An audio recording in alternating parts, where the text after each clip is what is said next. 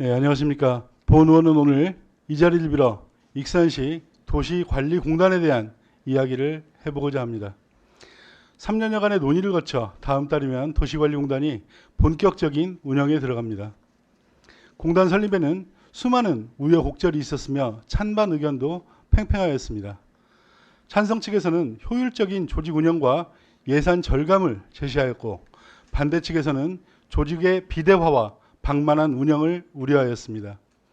이에 공단 설립을 위한 조례가 2번의 보류와 1번의 부결 등 진통 끝에 의회를 통과할 수 있었습니다.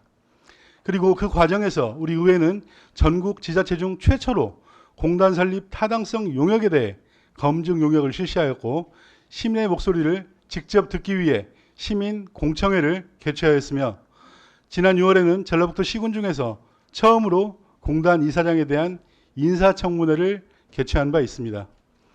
보시는 화면은 시민 공청회 당시 익산시가 공단 설립의 당위성을 주장하며 제시한 자료입니다.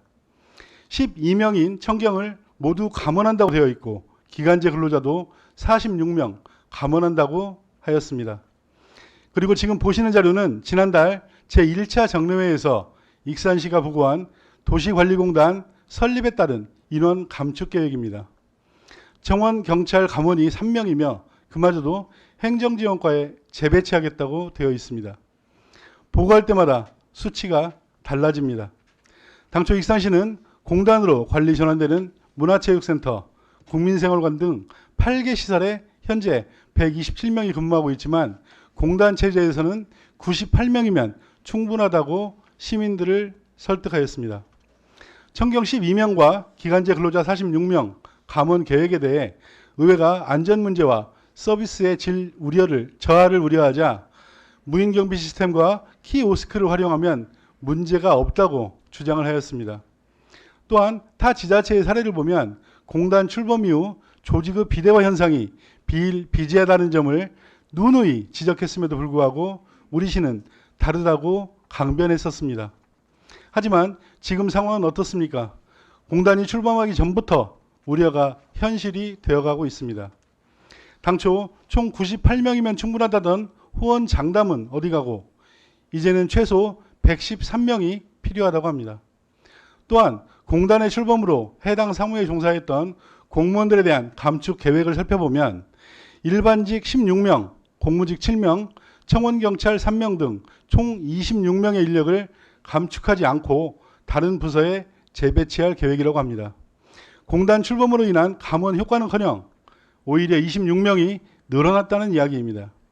기간제 근로자 역시 5명이면 충분하다는 말과는 달리 문화체육센터, 서부권체육관, 국민생활관에 각 3명, 배산 실내체육관, 종합운동장, 공영주차장에 각 2명 등 총 15명에 대한 인건비 1억 4천만 원을 지난 6월 1회 추경에 계상하였습니다.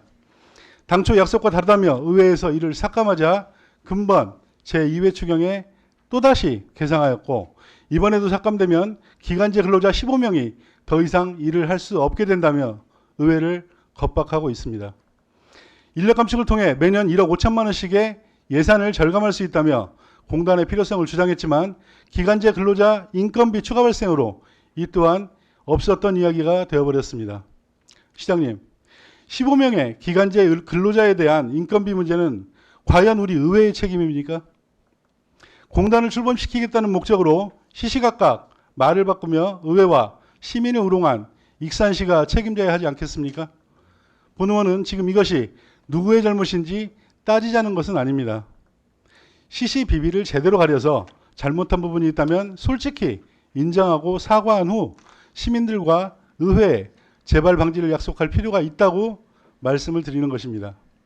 혹여라도 어차피 공단이 출범하게 되었으니 이전에 의회와 시민들에게 했던 약속이 차츰 묻혀질 것이라고 생각하시는 일이 있어서는 절대 안 된다는 점을 분명히 말씀드립니다. 또한 앞으로의 시정 운영에 있어서도 시민들과의 약속과 원칙이 반드시 지켜져야 한다는 점을 명심해야 할 것입니다. 경청해 주셔서 감사합니다.